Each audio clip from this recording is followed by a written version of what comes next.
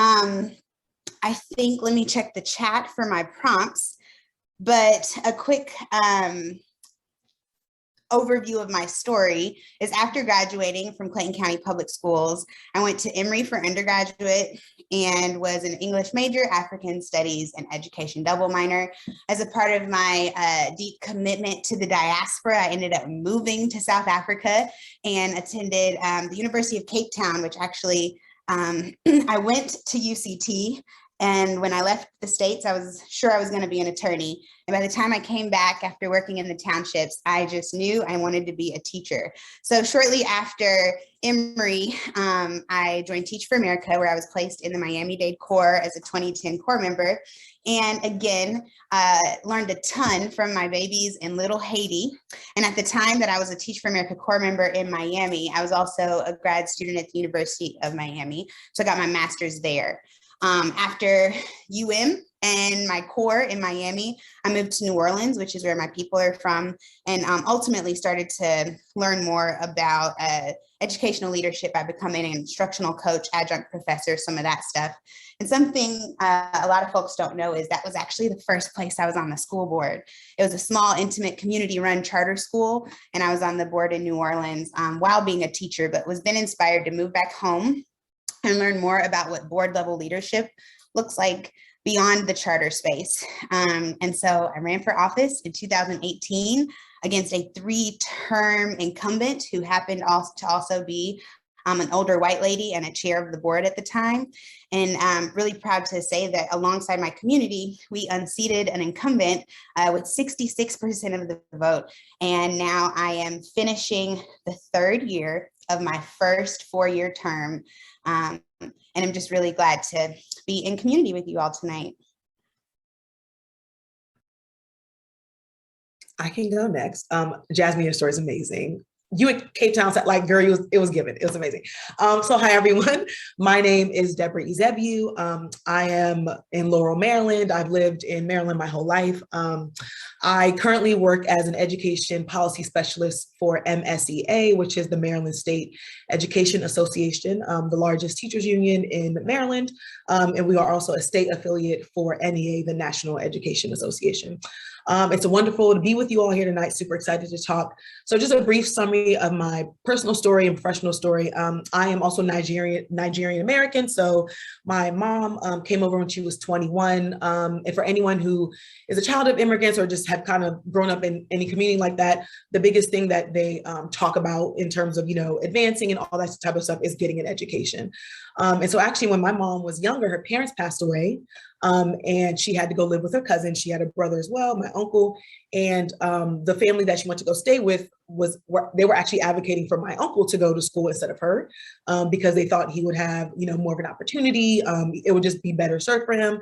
But my uncle wanted to play soccer, so he just lived his best life and did that. And then my mom ended up being able to go to school and things like that. So just knowing that as a woman and as really an orphan at that time, my mom didn't really have the resources and people in her corner really to advocate for education. She's really been a big advocate for me. So I ended up going to the University of Richmond on a track scholarship. And there is when I got involved in a lot of community-oriented programs, things like that. I was working in the summer with after-school programs, summer programs, things like that. And so I really started to see, let me backtrack. If you're also in my culture, Nigerian American, like they only recognize like four professions. So doctor, lawyer, I think it's, engineer, and then something else. So it's like, if you're not in the sciences or doing anything big like that, they're just like, why did you go to school? And so I thought I wanted to do medicine, but like I said, doing those really community-oriented, education-focused programs, it really made me realize that I wanted to be more involved in education and with students. And I eventually went to do education policy as well, but wanted to make sure I had that education background. So I ended up doing Teach for America as well. I was a 2015 Baltimore Corps member. And I got my master's through Johns Hopkins, and I taught for 5 years, Baltimore City. And while I was doing that, I learned about LEAD, I think in my first year of teaching. So I did PAF, PASF, anything I could do. I was like, get me in there because I just wanted to have that policy background. I think for me, I really always wanted to understand where the connection was between like that top-down policy, those decisions that are being made, and what that practically looks like in the classroom. So I was always really interested to see where those two worlds met. And so I taught up until 2020 through the time of the pandemic, and then I actually applied for the Capitol Hill Fellowship Program through Teach for America, and I was placed and worked on the Hill in a member of the Maryland delegation's office. And so I just finished that this past summer, and now I'm at MSCA. So it's been a whirlwind of 2 years, but here I am, super excited to be here. And yeah. Oh, one thing that is currently giving me hope in my work. Maryland just passed a super amazing, huge blueprint for Maryland's future bill. It's like, yes, education, we get funding, all that. I get to be a part of making sure that counties and districts and MSD, all the change makers, I guess, in this area, really make sure that they stick to their word and implement this well, so that our students really get the education that they deserve. And so for me to be like a part of that process is like extremely humbling.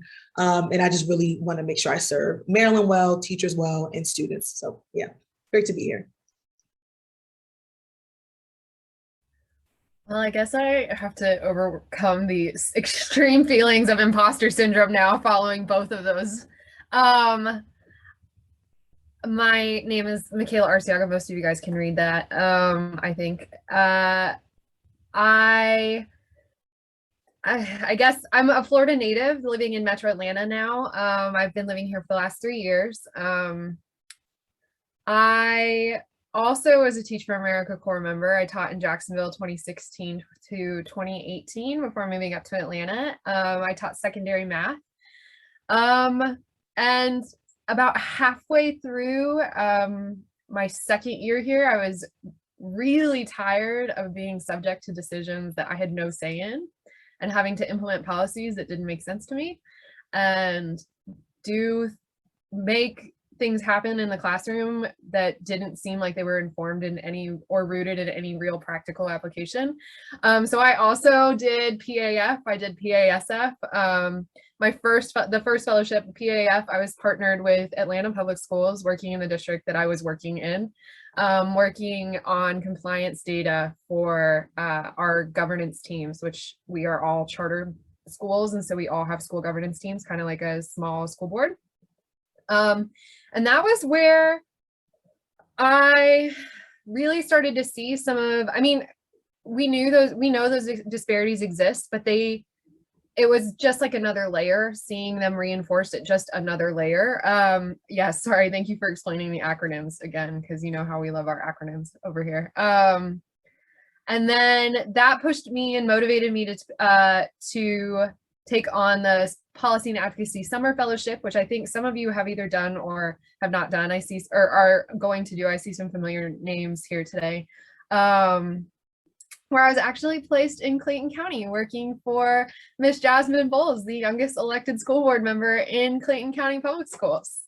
And that is really that work, and actually we had an amazing time working together. We got so many things done, and at the end of the summer realized that we were not done. So we have continued working together, just kind of in a as needed and as we can basis. And I think that work gives me a lot of hope. I see really amazing things happening in Clayton County.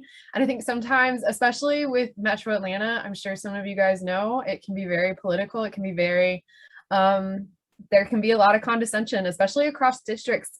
And it's been really fantastic to see the change that Jasmine has brought, and actually the way that Clayton County has kind of changed the narrative about CCPS and our kids there and the families and the community, because Clayton County influenced everything this year. And so that's the work that I've really enjoyed. I currently also wear a lot of hats. I of course chose the mentor who is as much of a workaholic as I am. So I am a part-time graduate student at the University of Florida. I am a measurement in program evaluation in educational environments. I'm a measurement and evaluation intern for a social services organization.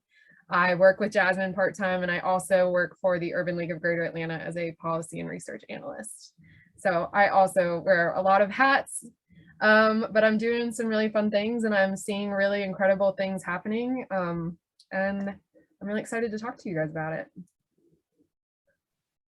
Thank you all so much. If you all know me, I'm dramatic, but I'm not dramatic when I say that y'all are about to get some gems this evening. As you all can see, we have some incredible panelists. I just want to give a quick shout out to Mikayla. That's my girl. You've literally grown so much. Mikayla was doing PASF and PAF at the same time. And literally like seeing you now, I like want to cry because she is so incredible. And like, she's really a testament to like how quickly you can just like manifest leadership. This is what, like last year, like literally. So I'll stop ranting and I will get into the questions for our panelists. Let's start with Mikayla and Deborah. Tell us about your experience working for an elected leader. What did you gain and how has it shaped your career? So I can start. So like I mentioned, I was working on the Hill with an elected congressman in the Maryland delegation. Just so for context as well, I was mostly virtual for the large part of my fellowship.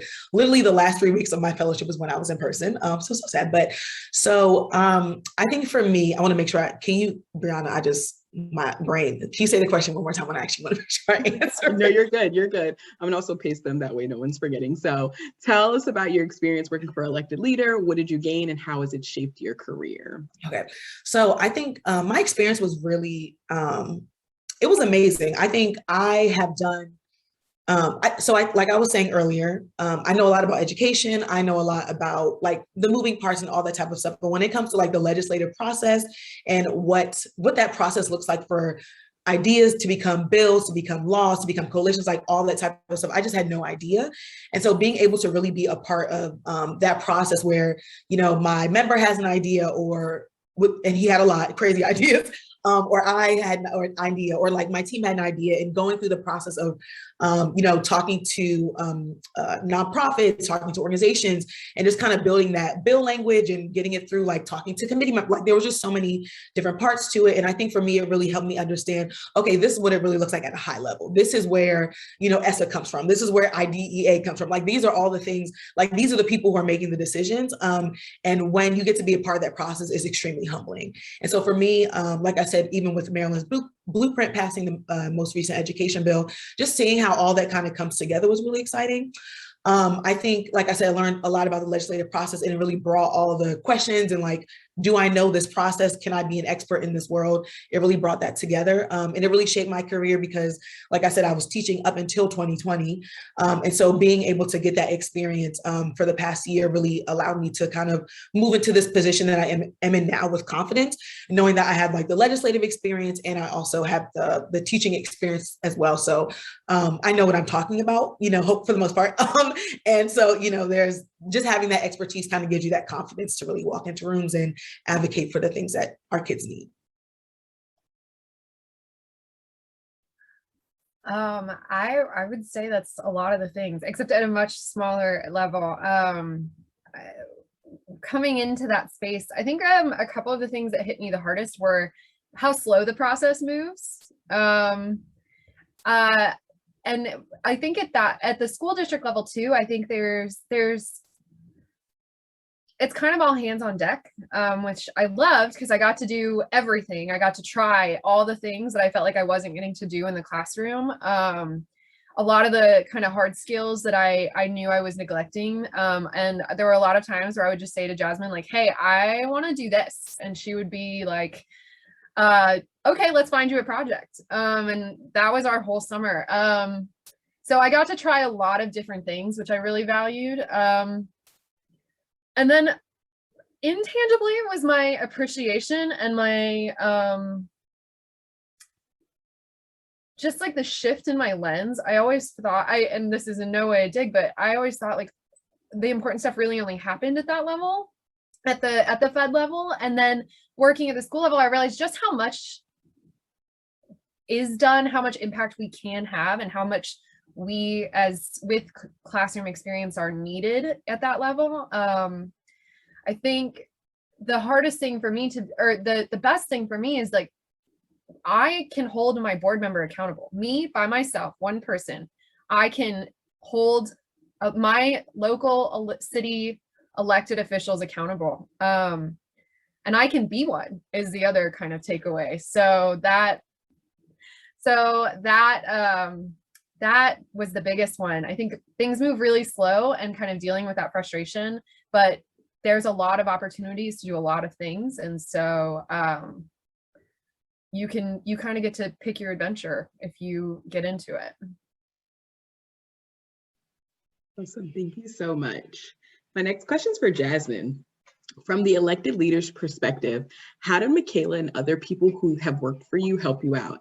How did they help you make the impact that you wanted to have? Yeah, beautiful question. There's so many ways. I will speak generally about like some of the impact Mikayla's had, but also hope you guys see yourselves in this, because I think some of what I'm about to say is strength-based, value-based, vision-based, and literally I want you to know, no matter what I say right now, there's space for all of you everywhere. Some of the ways though that Mikayla helped was like systems development, and that could look like, you know, tangible meeting prep.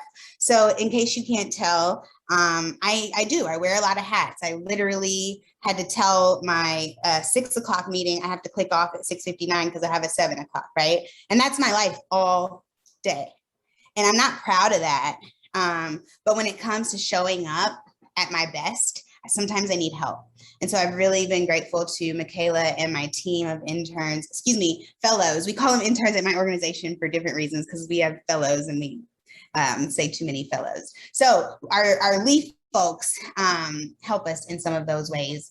That's like tangible meeting prep in like the form of agendas. But one of my other favorite contributions from Mikayla has been like genuine cerebral support, thought partnership, and someone else to like bounce ideas off of and say, hey, I heard this position.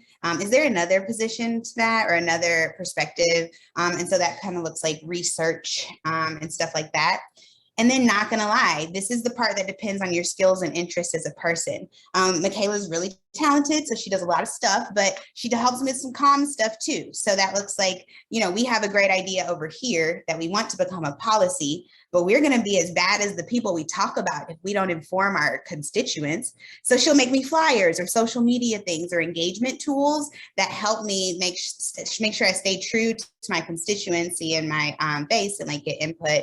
So that could be survey design, graphics online, and any number of things. But I'd say how she helps runs the gamut. But there are some fellowships with some elected leaders who, if you've got any one of those strengths or even some I didn't list, she's been helpful in many ways. Writing, policy writing, analysis, question preparation, tracking of questions.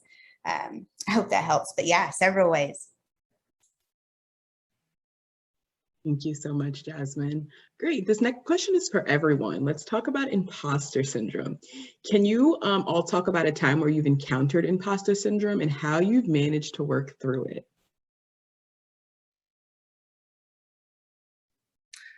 So I can start. I think Jasmine said this a lot of prep call. I think, and correct me if I misquote you, I think you said like it doesn't ever go away. It's like there's always, like in your work, like you're always doing something new and kind of always moving into another level. And so there's always a time where you're gonna be like, was this the right move? Is this the best thing? All that. So just know that like you questioning yourself doesn't mean that you're not supposed to be where you are. It's just a part of like your process of like recognizing, oh, I'm not like as comfortable in this, like where can I go to get better?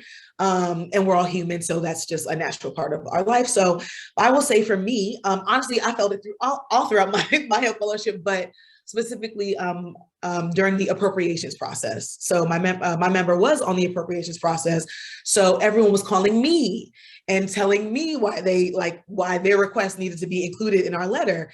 And at that time we had just switched portfolio. So once again, I do education. I was also working on his criminal justice portfolio.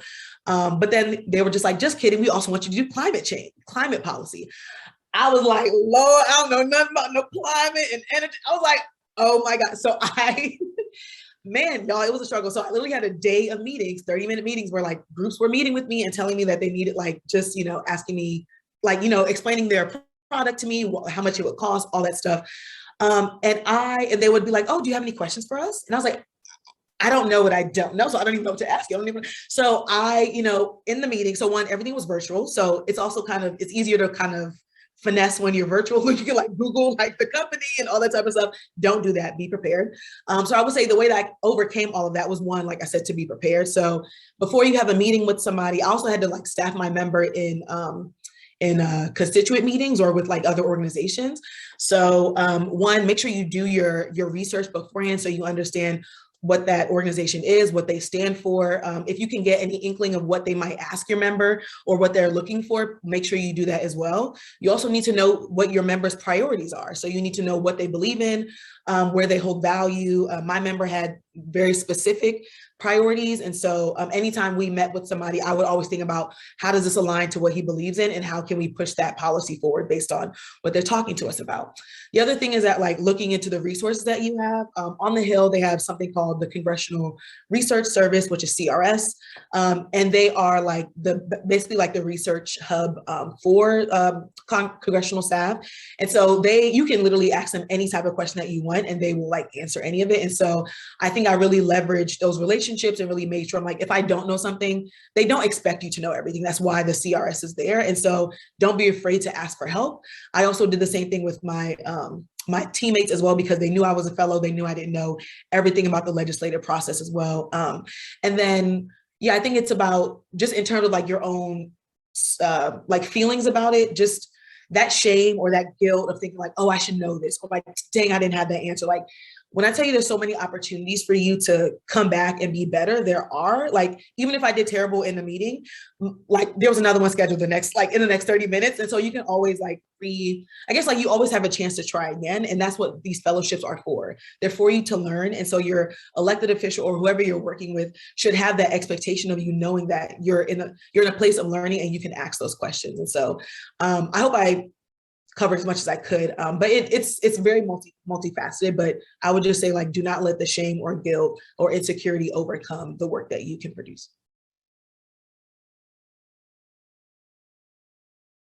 I can go next. I think you said it, every time you move into a new space, you're going to feel like you might not fit there or that you're not supposed to be there. I don't know anybody who moves with 100% confidence into a new space, and I definitely do not. I think so. I think when I say I've worked through it, I think trying to get acclimated as quickly as possible, get to know who you're working for, get to know who you're working with, and asking a lot of questions. I think the more questions that you can ask, knowing who to ask is really important. And when to ask is really important, but being able to ask as many questions as you can and listening as much as you can really will help you acclimate. I'm going through this process right now of trying to unpack why I feel like I'm not qualified for certain spaces that I'm trying to move into. And something else that's helping me to kind of help root that is I just created a list of like, these are my tangible skills. These are the things that I can do, and these are the things that I will contribute. And just looking at that list every day is kind of helping me to root my goals, my plans, what I'm trying to do in something that is true and is real. I did do these things. I did teach for 5 years. I do know how to write education policy. I do know how to review a budget. I do know how to design a program evaluation. I do know how to engage the community. These are all skills that I do have and I have done, and I just need to, yeah, it is affirmation. I feel like affirmations get like touchy-feely sometimes and people give them a bad rap, but it is an affirmation in its own way for me. So I think that's how I'm currently getting through my own imposter syndrome.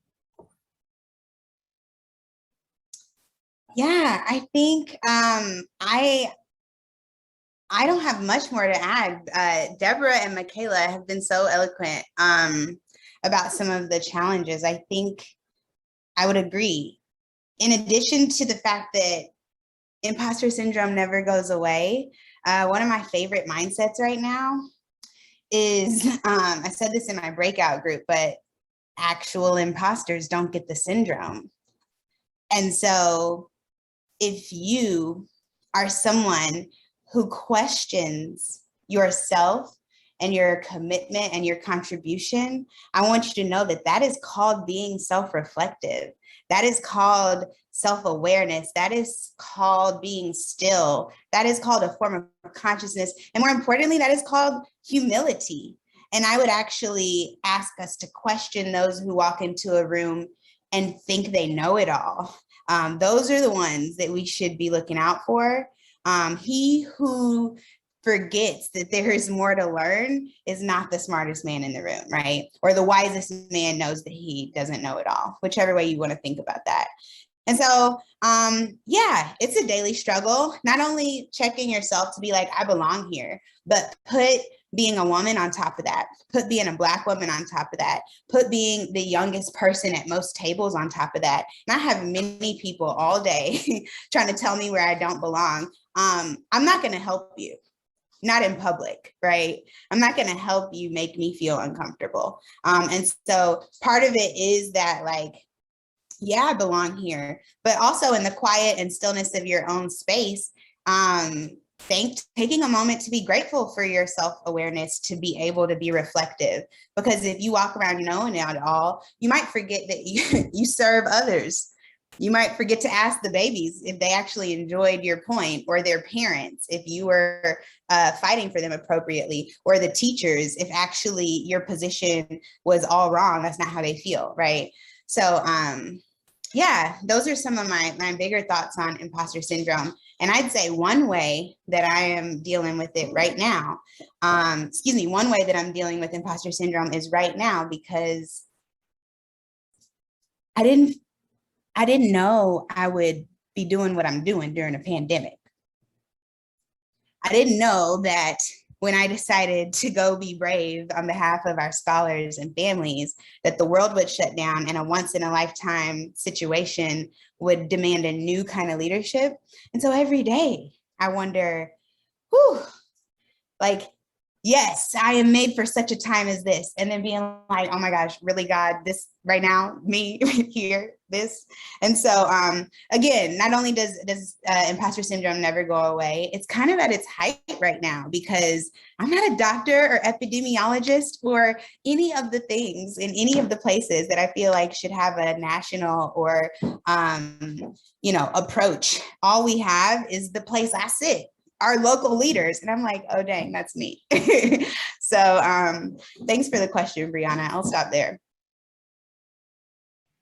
Well, thank you all for your reflections. That's super helpful. Imposter syndrome is something that has come up a bunch in, a lot of our conversations during fellowships, and we really do want to start unpacking that a bit more. So I appreciate your reflections. Next question is for Deborah. We have a lot of lead members interested in working on Capitol Hill. Can you tell us about the day-to-day of that work? I will, of course. Before I say that, I was also going to say, in terms of the imposter syndrome, I think having someone close to you who knows you, like a coach or something like that, and kind of talking to them and sharing how you feel, I think having someone be there to like really affirm you in that way, or kind of counteract those thoughts, is really helpful as well. So someone who can really tell you the truth when you feel like, there might be lies kind of going on around like your value and all that type of stuff. When it comes to working on the Hill, wow, y'all, it's a whole lot. So once again, did a pandemic, super crazy. Last 3 weeks, I was in person. So I will say, when I was in person, it's long hours. So when you're in session, I was working on the House side. When you're in session, you can get there between like 9 and 10. You won't leave till like 5 or 6. If there if your member is in a hearing or sits on the committee and there's a hearing, you might be there longer than that.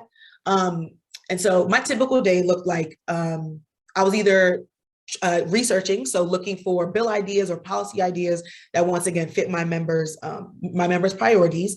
Once that would happen, I would, once again, like I said, reach out to CRS. I would also reach out to other organizations like, let's say, CAP or Education Trust, or just meeting with different nonprofits that hold space in those policy areas and talking with them and really like working through that legislation. How will that impact states? Oh, how will this policy impact states on that level? What does it look like at federal level? All that type of stuff. It also meant, like I said, if your member sits on the committee, which most of them do, or all of them do rather, you're going to be writing briefings for them. You're going to be creating memos for them when it has to do, like you're asking questions, you're creating questions for them to ask within the actual hearing. You're keeping track of what's happening during those hearings. So let's say somebody else asks you a question, you need to like regroup. So you're like texting your member as well.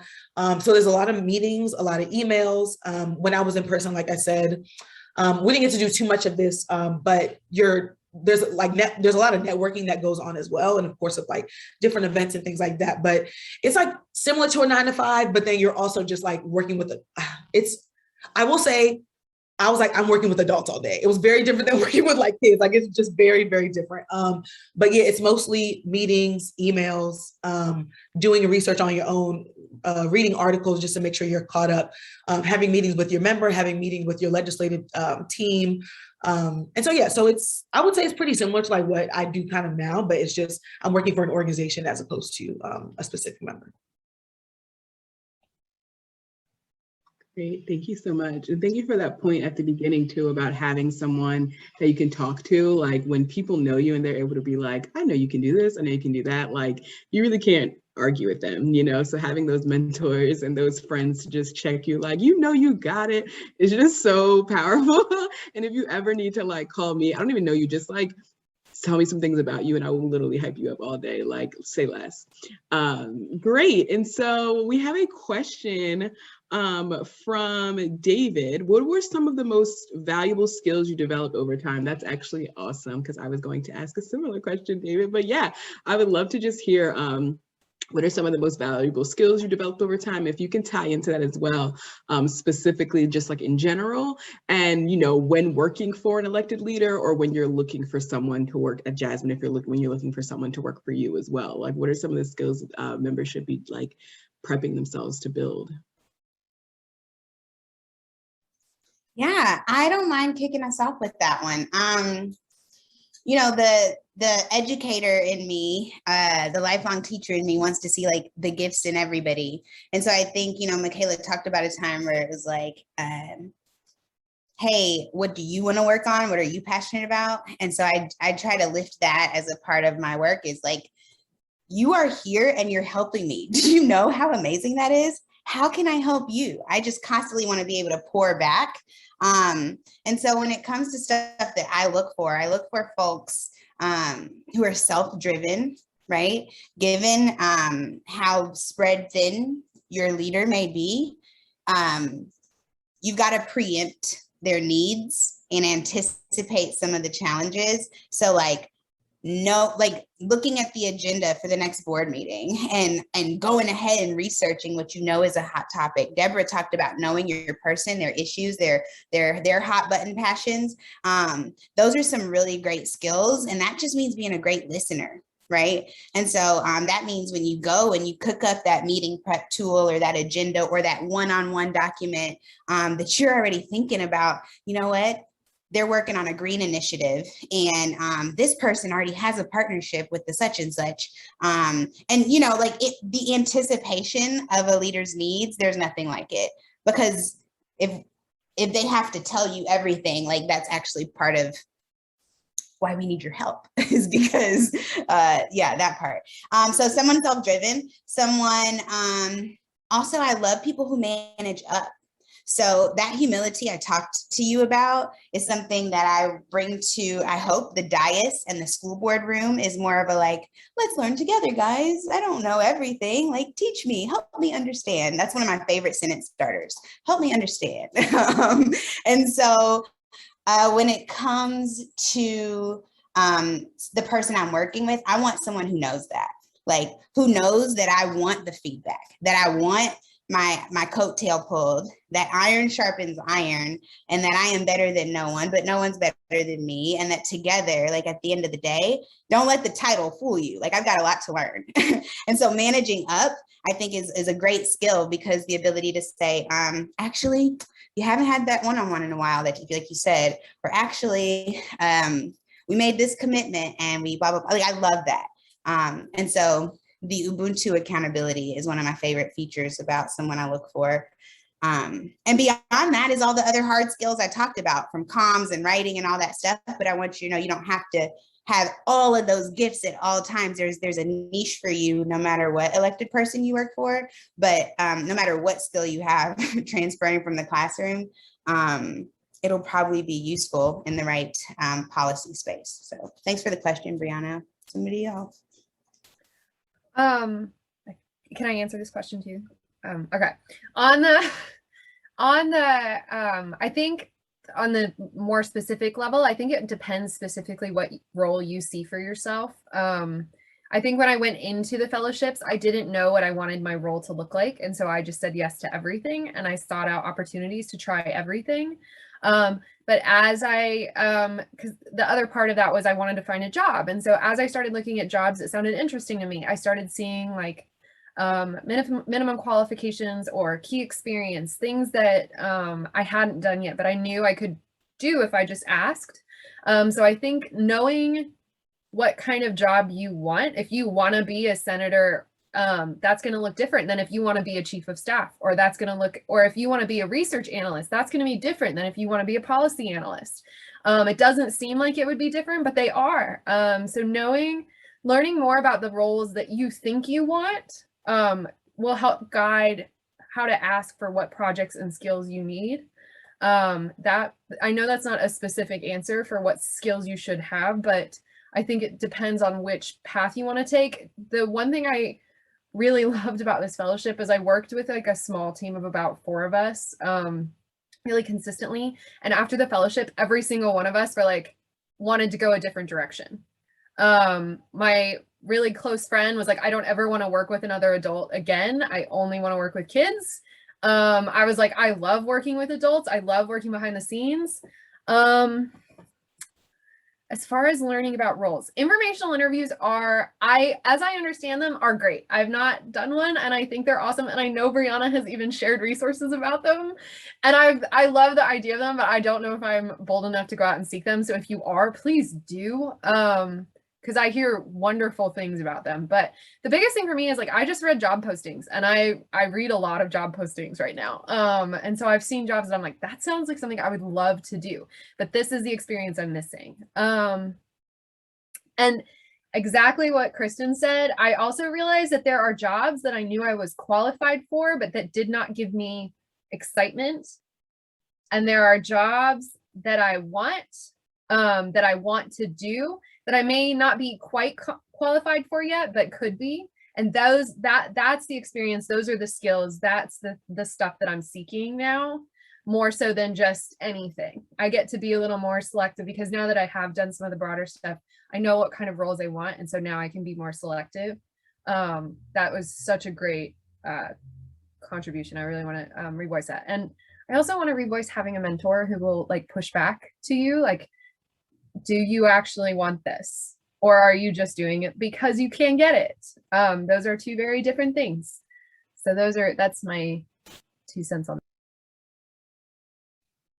that. The one thing I will add is, I think this really was eye-opening during my fellowship, is that like you being able to be a relationship builder, or like just building relationships with people, being personable. I know that like those, we can all build relationships, right? I think it just depends on who you are and how you do it. But on the Hill, it's really important to you work in coalitions a lot. If you're not working with a nonprofit organization, you're working with another member's office, or you're working with committee staff. Like there's so many different levels of people that you have to work with. And so you being able to read the room sometimes, if you kind of trying to figure out like, okay, what's I hate to use the word vibe because it's so annoying, but like, what is the vibe that this person may be giving? Oh, like, was that a constructive conversation? Like just trying to be understanding of like what's happening and cognizant of what's going on in the room, and then being able to build relationships. And then the other thing is that my member was really big in being bipartisan. So that meant I also had to reach out to Republican offices, right? And, you know, we're living in a time and place where being partisan is a little more rewarded politically than being bipartisan and working together. So being able to understand and work across aisles when necessary is also really important. So that relationship building piece is really, really valuable. Awesome. Thank you so much. We're going to have one more question that we have from Matt before we wrap up the panel. And so Matt says, how did you approach your first interviews / applications for policy roles? How did you pitch yourself? And I hope y'all use some resources. Go ahead, take it away.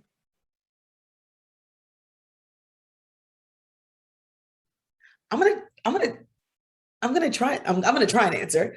How did I approach my first interview?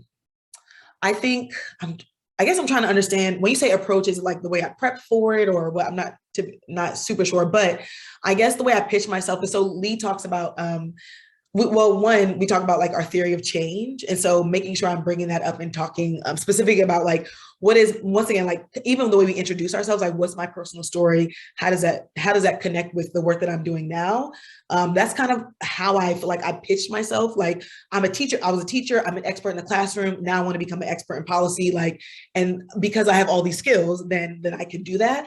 I think I think similar to what Mikayla said, when it comes to approaching interviews or applications, like you need to know what you want to do. There are a lot of policy roles out there, which I really didn't know.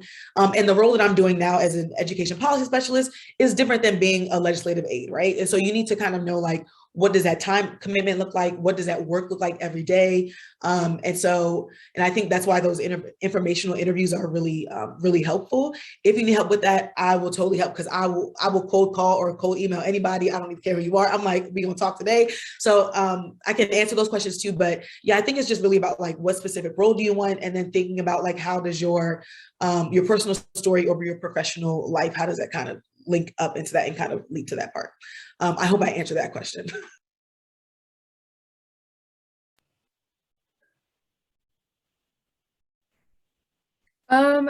So I think with some of the interviews that I've done,